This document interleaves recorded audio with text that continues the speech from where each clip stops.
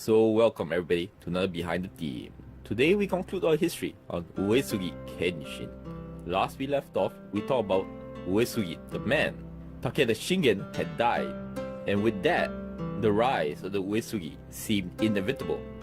So let's get into it. Now, by the 1570s, another thorn preventing the rise of the Uesugi, Hojo Ujiyasu, had also died. Thus, with these big obstacles in the region removed, Kenshin could finally expand westwards towards Kyoto.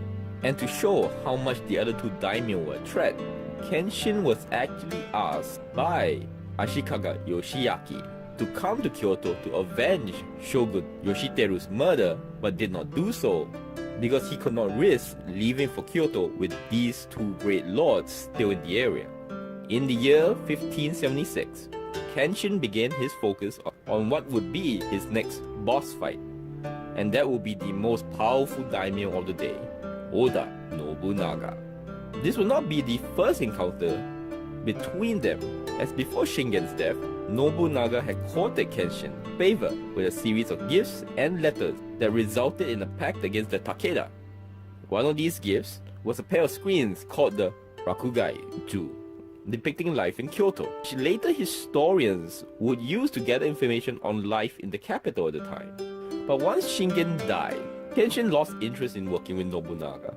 And there was also the fact that Kenshin had finished his subjugation of Echu. Then there is also the issue of Nobunaga constructing a great castle in Omi called Azuchi, and the Iko Iki, who had also struck up a kind of peace with him, as their attention were now turned, you guessed it, against Nobunaga. Thus, when a lord in Noto, Hatakeyama Yoshinori, was overthrown and killed by one of his retainers, Cho Shigesura. Now there's even some evidence that showed that Cho could have done this betrayal because he had Nobunaga's backing. This though did not go smoothly, for Hatakeyama supporters started fighting with the new lord of Noto, and Kenshin was quick to enter the conflict by invading Noto on nobody's side and attacking both sides by capturing Nanao, the home of the new head of the Hatakeyama Yoshitaka, and besieged Cho in Anamizu Castle. He killed the usurper, and then after securing the loyalty of the other Noto warriors, moved on to Kaga province. It was then Nobunaga gathered his own forces and two of his best generals, Shibata Katsue and Maeda Toshie, to meet Kenshin. They successfully besieged Nanao Castle at Tedorigawa in 1577 in Kaga province. By then, Nobunaga had led reinforcements up, and the army stood at about 30,000 for Kenshin, based at the castle at Matsuo, while Nobunaga had an army of 50,000. Thus, the Battle of Tedorigawa ensued. Knowing that Nobunaga was itching to fight, Kenshin anticipated that Nobunaga would try to move at night over the river to attack at dawn, so he refused to engage. Then, by making a show of it, he pretended to send forth a small unit to attack Nobunaga's main force from behind. Noting the movements, Nobunaga saw the perfect opportunity to crush his enemy in parts, or so he thought. He thus launched a night attack by moonlight, and found that he faced the full might of the prepared Uesugi army. The battle ended with a great Uesugi victory, and cost Nobunaga a full quarter of his army. The result was Nobunaga retreating to Omi, while Kenshin returned to Echigo after building some forts in Kaga. Now on the Battle of Tedorigawa, there is a source that says that Kenshin had described Nobunaga's performance as surprisingly weak, but that was a false impression, as the army was actually led by Nobunaga's general Katsue. But I could not find much other information on this fact, thus take that fact with a grain of salt. In October 1577, Kenshin called up his army to continue his assaults into Nobunaga's lands, and even entered into alliance with Takeda Katsuyori against Nobunaga in 1578. This alliance though would not come to much fruition, as Kenshin was in poor health, as sources like the Kenshin Gunki. It is reported that he had a myriad of health problems during that period.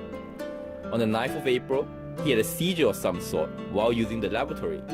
and died 4 days later, at the age of 48. Some speculated his death stemming from esophageal or stomach cancer from a lifetime of heavy drinking. Due to such a timely death, there have been many speculations that Kenshin was assassinated by Nobunaga. That story goes that a ninja was in the cesspool beneath the latrine at Kenshin's camp with a short spear or sword and stabbed Kenshin as he used the latrine. This though was more likely a conspiracy theory, as Kenshin was able to write a death poem before he died. It reads, "Even a long life, prosperity is but one cup of sake. A life of 49 years is passed in a dream. I know not what life is, nor death.